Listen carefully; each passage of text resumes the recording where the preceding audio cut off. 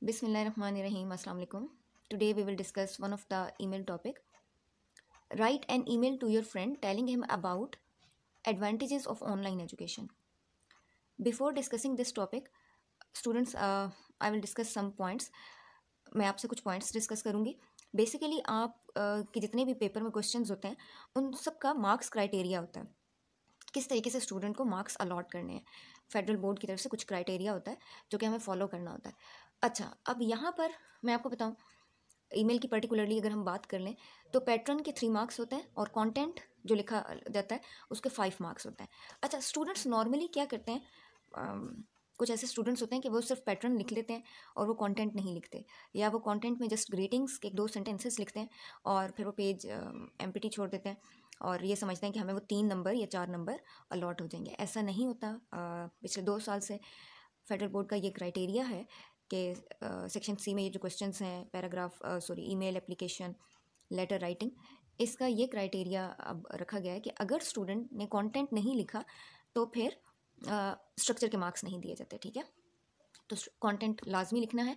अच्छा, कंटेंट लिखना तो है ही स्टूडेंट ने, लेकिन कैसे लिखना है.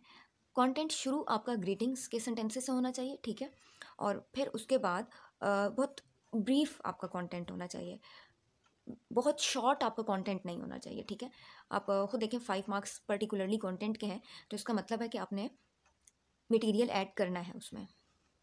और जैसे पहले स्टूडेंट्स 9th या 10th के लेवल से पहले जैसे वो 3 या 4 सेंटेंसेस की एप्लीकेशन या लेटर लिख देते थे, वैसे 3-4 लाइंस पे मार्क्स नहीं मिलते. ठीक है, अब चले, ये तो पॉइंट्स थे कुछ जो कि जब हम लोग पेपर से करते हैं, मार्किंग करते हैं तो बहुत एक अच्छा एक आइडिया है कि मैं आप लोगों के साथ डिस्कस करूं ताकि आप लोगों को पता चले कि मार्क्स का क्राइटेरिया क्या होता है. चलें जी, अब आ जाते हैं हम स्ट्रक्चर की तरफ. अच्छा, स्ट्रक्चर में from colon ABC 1 to numbering लिख दें. ठीक है, कुछ भी 1-2 ज़रूरी नहीं है, कोई भी नंबर लिख दें @gmail.com और उसके बाद 2 है और सेम आपने अगेन वही स्ट्रक्चर फॉलो करना है. अच्छा, अब आ जाएँ डेट पर. डेट को बेटे मैं ज़रूर डिस्कस करूँगी. डेट का एक रूब्रिक होता है और पूरा एक मार्क्स होता है. ठीक है, और इसका सेपरेट, डेट का ना सेपरेट रूब्रिक होता है. यानी अब इसका मतलब है कि एक नंबर जो आपने देना है तो फिर, और पर्टिकुलरली एक रूब्रिक है, तो इसका मतलब है कि फिर उस एक मार्क को देने के लिए उस लाइन को कैसा होना चाहिए.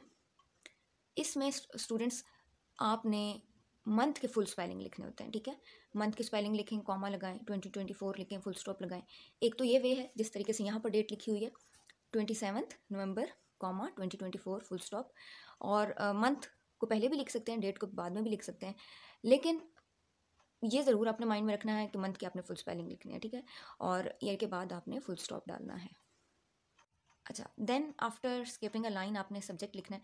अच्छा, नॉर्मली जो हम पेपर से करते हैं उसमें स्टूडेंट्स क्या करते हैं कि पूरा जो यहाँ पर आपको पूरी जो 2 लाइंस दी होती हैं या जो सेंटेंस दिया होता है जिसमें बताया होता है कि आपने ईमेल या लेटर या एप्लीकेशन किससे लिखना है और किस टॉपिक पे लिखना है. अब स्टूडेंट्स क्या करते हैं कि सब्जेक्ट में वो पूरी लाइन लिख देते हैं. ऐसा नहीं है. सब्जेक्ट का मतलब है कि पर्टिकुलरली आपने वो टॉपिक डिस्क्राइब करना है कि जिसके बारे में आपने ईमेल या लेटर या एप्लीकेशन लिखनी है. ठीक है, अगेन आपने सब्जेक्ट कॉलन लगा के आपने सब्जेक्ट लिखना है, फिर आपने एक लाइन स्किप करनी है. अच्छा, अब यहाँ पर आ जाए, ये जो यहाँ पर डियर फ्रेंड लिखा हुआ है, चलें ये तो ईमेल थी जो कि दोस्त को लिखनी थी. डियर का वर्ड बिल्कुल ठीक लगाया गया यहाँ पे. अच्छा, समटाइम्स ऐसा भी पेपर जब हम चेक कर रहे होते हैं उसमें हम लोग देखते हैं कि प्रिंसिपल को या फिर किसी स्ट्रेंज पर्सन को, फॉर एग्जांपल न्यूज़पेपर के एडिटर को आप लेटर लिख रहे हैं और पर्टिकुलरली वो आपके लिए स्ट्रेंज है. ठीक है, आपके लिए नॉन पर्सनस नहीं है, तो वहाँ पर भी बच्चों ने डियर का वर्ड लगाया हुआ है. ऐसा नहीं करना. ठीक है, आप किसी प्रिंसिपल को लिख रहे हैं, आप रिस्पेक्टेड का, आप ऑनरेबल का वर्ड यूज़ करें. और इसी तरीके से आप किसी अननोन पर्सन को लिख रहे हैं और जो आपके लिए नॉन नहीं है, आप उसके लिए सर का वर्ड यूज़ करें, मैम का वर्ड यूज़ करें. इस तरह की वर्डिंग यूज़ करनी है. ठीक है, चलें, ये तो कुछ पॉइंट्स थे, सॉलिड पॉइंट्स थे जो कि डिस्कस करना बहुत ज़रूरी थे ताकि आपको पता हो कि आप लोगों ने ये कैसे लिखना है. अब हम डिस्कस कर लेते हैं मेन कंटेंट को. कंटेंट कैसे लिखना है, कैसे शुरू करना है और कितना कंटेंट लिखना चाहिए. तो बेटे इस चीज़ को हम डिस्कस कर लेते हैं. अब आई होप दिस मेल, अब यहाँ से देखें, I hope this mail finds you in good health and spirit. आपको जब ये मेल मिलेगी, आप की बहुत अच्छी सेहत हो, आप और स्पिरिट हो, यानी आप अच्छी कंडीशन में हो। तो ये ग्रीटिंग सेंटेंस था, ठीक है। उसके बाद देखें, आई रिसेंटली, अब टॉपिक स्टार्ट कर, अच्छा यहाँ पे एक और इम्पॉर्टेंट बात बताऊँ कि सिर्फ एक पेज गिवन होता है एप्लीकेशन लेटर ईमेल राइटिंग के लिए। जो ई शीट है उसमें सिर्फ एक पेज गिवन होता है। तो स्टूडेंट्स समटाइम्स क्या करते हैं कि जैसे यहाँ से देखें, ये मैंने स्टेटमेंट लिखने के बाद मैंने भी खैर एक लाइन स्किप की है, ऐसे नहीं करना, ठीक है। फ्रॉम द फर्स्ट लाइन आप वैसे भी नंबरिंग वहाँ पे लिखी होती है, ई शीट पे हर क्वेश्चन की नंबर लिखा होता है, नंबरिंग लिखी होती है, और पता ही होता है कि ये क्वेश्चन नंबर 6 है, तो यहाँ पर या तो लेटर अटेम्प्ट किया जाएगा या फिर ईमेल या एप्लीकेशन अटेम्प्ट की जाएगी। तो आपने फ्रॉम द फर्स्ट लाइन लिखना स्टार्ट कर देना है।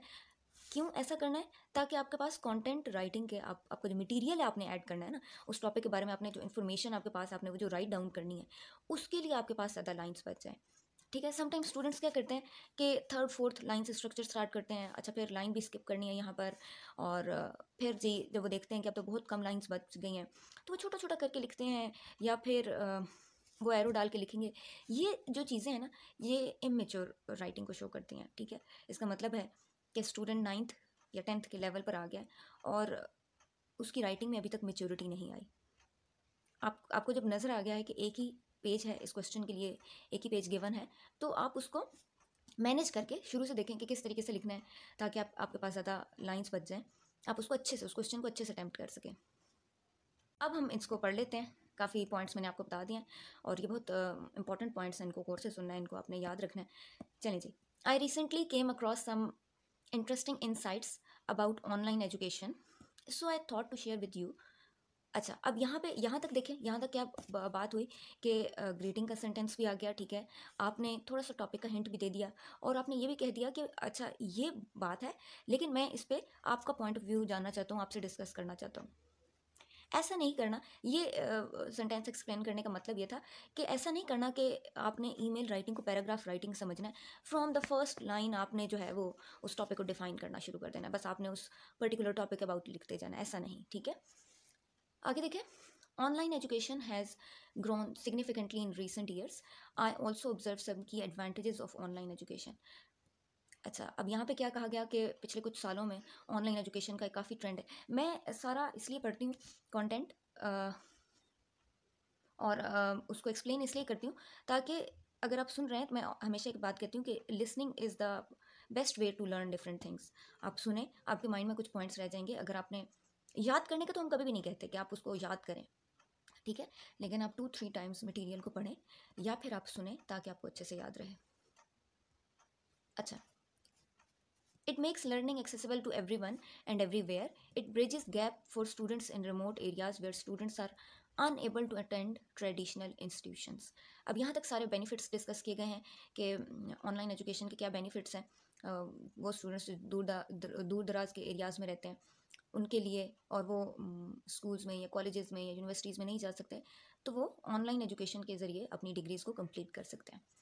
ओके, नेक्स्ट देखिएगा sentence, moreover online education reduces expenses like commuting. Commuting का मीनिंग होता है, क्या मतलब है इसका? कम्यूटिंग का मतलब है कि डेली बेसिस पर आप का जो सफ़र है, आप एक सफ़र करते हैं और वो डेली बेसिस पर housing and campus fees making it a more affordable options for many students. अब ये सारे भी एडवांटेजेस हैं कि ऑनलाइन एजुकेशन के ज़रिए ये सारी इन सफरिंग से आप बच सकते हैं।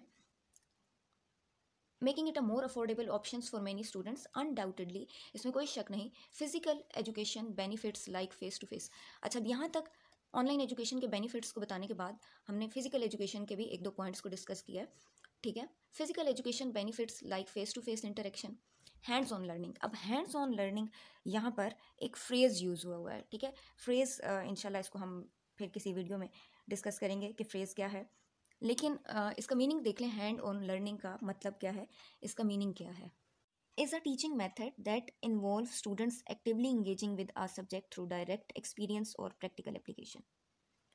हाँ जी, हैंड्स ऑन लर्निंग का मतलब ये है कि प्रैक्टिकल एक्सपीरियंसेस से जो एजुकेशन हासिल की जाती है, एंड कैंपस लाइफ एक्सपीरियंसेस। यहाँ पर 1-2 पॉइंट्स को, फिजिकल एजुकेशन के 2 पॉइंट्स को डिस्कस करने के बाद अब अपने फ्रेंड से पूछा जा रहा है, what are your thoughts on this, यानी इस टॉपिक पर आपकी क्या सोच है, क्या ओपिनियन है, क्या पॉइंट ऑफ व्यू है। which medium is better? Do you think online education will eventually surpass physical education in importance? Looking forward to hear from you. ये इस तरीके से एंडिंग करनी है, ठीक है। और फिर लास्ट पे स्ट्रक्चर कैसा होगा, अगेन हम स्ट्रक्चर की तरफ आते हैं। Yours sincerely comma x.y.z. ये जो तीनों वर्ड्स हैं ये कैपिटल होंगे, ठीक है। अच्छा, अब सिंसियरली को हम डिस्कस कर लेते हैं। ये तो जो वर्ड यहाँ पर है, अगर तो स्टूडेंट्स अपने किसी दोस्त को लेटर या फिर ईमेल लिख रहे हैं तो फिर सिंसियरली का वर्ड यूज़ होगा, क्योंकि जो फ्रेंडशिप है वो बहुत सिंसियर एक रिलेशनशिप है, और इसलिए यहाँ पर सिंसियरली का वर्ड यूज़ होगा। और अगर सिबलिंग्स को या पेरेंट्स को लेटर लिखा जा रहा है या मेल लिखी जा रही है तो फिर वहाँ पर ये ऐसे रिलेशंस हैं जो जिनमें इफेक्शन होती है ज़्यादा, ठीक है, मोहब्बत है, तो फिर वहाँ पर इफेक्शनेटली का वर्ड आएगा। और अगर तो आप अपने किसी स्कूल के टीचर को या स्कूल के प्रिंसिपल को या हेड को एप्लीकेशन लिख रहे हैं तो वहाँ पर ओबीडियंटली का वर्ड आएगा। और अगर किसी स्ट्रेंजर को लेटर लिखा जा रहा है, ठीक है, तो फिर वहाँ पर ट्रूली का वर्ड आएगा। इन ये जो 4 लफ्ज़ मैंने आपसे डिस्कस किए हैं, ये इनको आपने ध्यान से यूज़ करना है। चलिए जी, स्टे ब्लेस्ड, अल्लाह हाफिज़।